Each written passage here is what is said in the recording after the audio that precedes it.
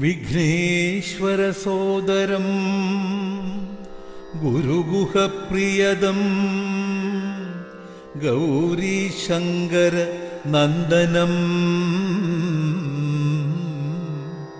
శ్రీహరిరూపం శ్రీదేవస్థానేశం వందే శ్రీ విష్ణుమాయా స్వామినే శ్రీ విష్ణుమాయా స్వామినే నమః.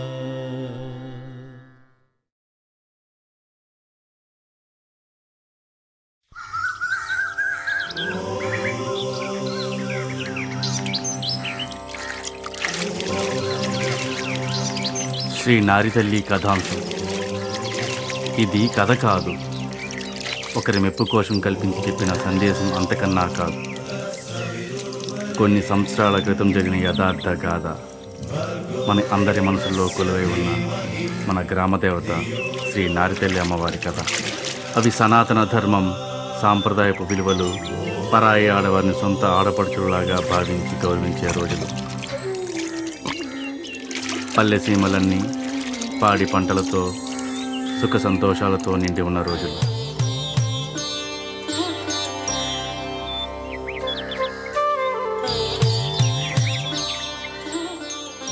ఆ రోజుల్లో విజయనగరం జిల్లా పెదవేమలి గ్రామం పొదుపురెడ్డి వారింట ఆడపడుచుగా జన్మించింది మన నారితల్లి.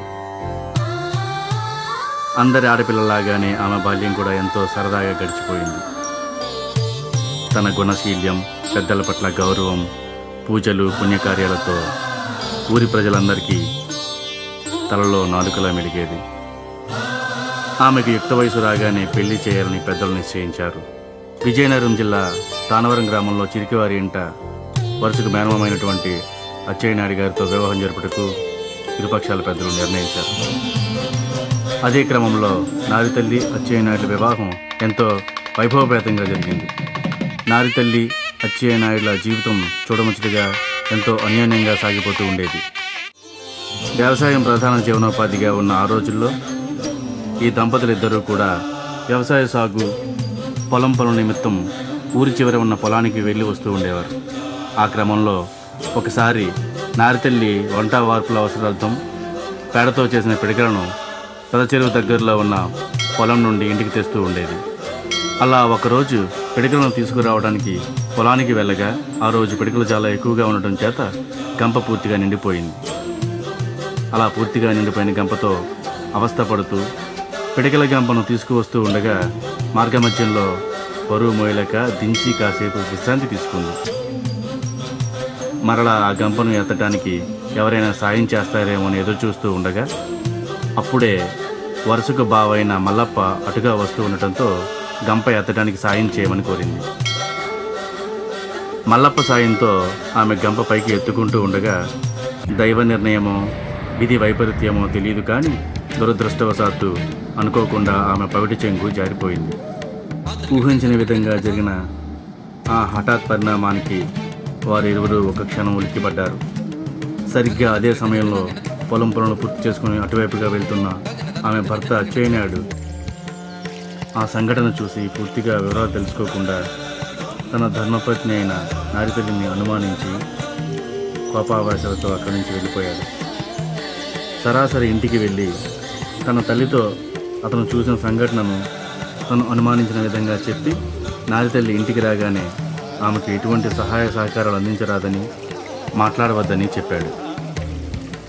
కొడుకు చెప్పిన మాటలు విన్న అతని తల్లి జరిగిన సంఘటనపై వివరాలు తెలుసుకోకుండానే అతను చెప్పినట్లుగానే నారితల్లితో ప్రవర్తించసాగింది. ఆ విషయాలు ఏమీ తెలియని నారితల్లి తన భర్త, అత్తగారు ఎందుకు అలా ప్రవర్తిస్తున్నారో అర్థం కాక భర్త అచ్చయ్యనాయుడుతో మాట్లాడడానికి వెళ్ళింది. కానీ ఆమె భర్త మాట్లాడడానికి నిరాకరించాడు. అంతేకాకుండా నానా దుర్భాషలు ఆడి ఆమె మనసు చిన్నబుచ్చుకునే విధంగా ప్రవర్తించాడు.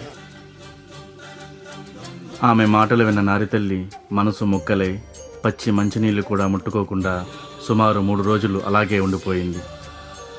తన భర్తతో, అత్తగారితో జరిగింది చెప్పడానికి ఎంత ప్రయత్నించినా వాళ్ళు వినలేదు. సరికదా, ఇంకా ఆమెను మానసికంగా వేధించటం వల్ల చేసేది ఏమీ లేక బాధతో పుట్టింటికి వెళ్ళిపోయింది. నారితల్లి పుట్టింటికి వెళ్ళిన ఆమె మనసులో భర్త తనను అనుమానించాడనే బాధతో నిత్యం కుమిలిపోతూ ఉండేది. ఆమె పుట్టింటికి వెళ్ళిన కొద్ది రోజులకు అచ్చయ్య నాయుడు మంచాన పడ్డాడని తెలిసింది. అనారోగ్యంతో పరిస్థితి విషమంగా ఉందని తెలిసి భర్తను ఆ అవస్థలో వదిలి ఉండలేక నారితల్లి తన అత్తగారింటికి వెళ్ళింది. కానీ అచ్చయ్య నాయుడు నారితల్లి ముఖం చూడటానికి కూడా ఇష్టపడలేదు. అత్త కూడా ఆమె భర్తను చూడటానికి కలవటానికి కానీ అంగీకరించలేదు. ఏ తప్పు చేయని తన భర్త మనసులో ఒక కలంకితిగా ఉండలేక, తన మనసులోని వేదనను ఎవరితోనూ చెప్పుకోలేక తన పాతివృత్యాన్ని నిరూపించుకోవాలని నిర్ణయించుకుంది. అదే తరుణంలో ఆమె ఆత్మహత్య చేసుకోవాలని నిర్ణయించుకుంది. సనాతన ధర్మాన్ని పాటించే ఏ భారత స్త్రీ అయినా తినడానికి తిండి లేకపోయినా సహిస్తుంది, కానీ భర్త మనసులో స్థానం లేకపోతే భరించలేదు. కనుక ఆమె ఆత్మాహుతి నిర్ణయం తీసుకున్నదే తడవుగా అగ్నికి ఆహుతవుదామని నిశ్చయించుకుని తన తల్లిదండ్రులకు చెప్పింది.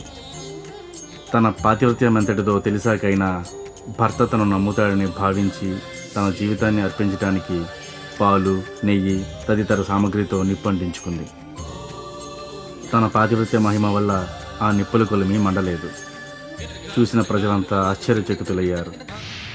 నారితల్లి మామూలు మనిషి కాదని, ఆమె సాక్షాత్తు దైవ సమానురాలని అందరూ మాట్లాడుకోసాగారు. అయినా ఆమె అత్త మాత్రం ఈ విషయాన్ని గ్రహించలేక కొలిమి మండటానికి దానిలో ప్రత్తిని వేసింది. దానితో కొలిమిలో మంటలు రేకెత్తాయి. నారితల్లి దేహం ఆ మంటల్లో అంటుకుంది. అప్పుడు నారితల్లి ఆగ్రహంతో తన దహనానికి కారణమైన ప్రత్తి ఇక మీదట మీ ఊరిలో పండదు అని శపించింది. అదేవిధంగా చిరికి వారింట సిరులు పండుతాయని, తరువాత తరాల ఆడపడుచులు అందరూ అష్టైశ్వర్యాలతో వృద్ధి చెందాలని దీవించి ఆ మహాతల్లి అగ్నికి ఆహుతైపోయింది. నాటి ఆ నారితల్లి నేటి మన నారితల్లి అమ్మవారిగా వెలసి మన మనసుల్లో దేవతామూర్తి అయి చిరస్థాయిగా కొలి ఉండిపోయింది. అదే రోజును మనం ప్రతి ఏటా అమ్మవారికి పసుపు కుంకుమలు సమర్పించుకుంటూ ఘనంగా జరుపుకుంటున్న ఉత్సవమే ఈ నారితల్లి అమ్మవారి తీర్థ మహోత్సవం. ఈ కథ విన్న ప్రతి ఒక్కరి జీవితం వృద్ధి చెందాలని, శ్రీ నారితల్లి అమ్మవారి కృపకు పాత్రులవుతారని ఆశిస్తూ సెలవు. జై శ్రీ నారితల్లి. శ్రీరస్తు, శుభమస్తు.